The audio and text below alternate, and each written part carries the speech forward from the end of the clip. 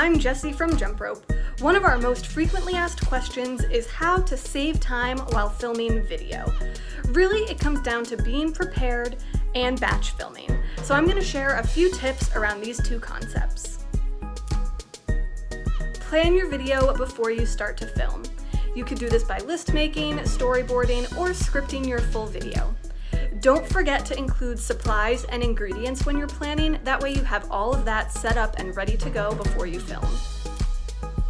You can even storyboard right in the Jumprope app by making a draft and filling in step text so you know exactly what steps you want to film. Have a dedicated filming location that works for you. At first, you might want to experiment with what works best, but once you find it, make it a routine to always film there. This could be a dedicated area where you always keep lighting set up to film, a convenient space with a good clean backdrop, or in front of a window with good natural light.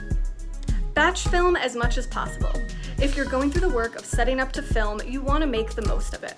Planning ahead and having a dedicated location to film will help so that you're ready to get through multiple videos at once.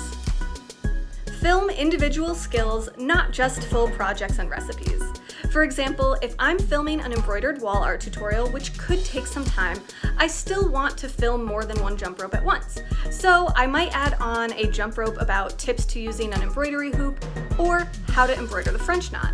Two skills that are much quicker to film, especially since I already have the materials out and ready to go, and they'll make great individual jump ropes on their own.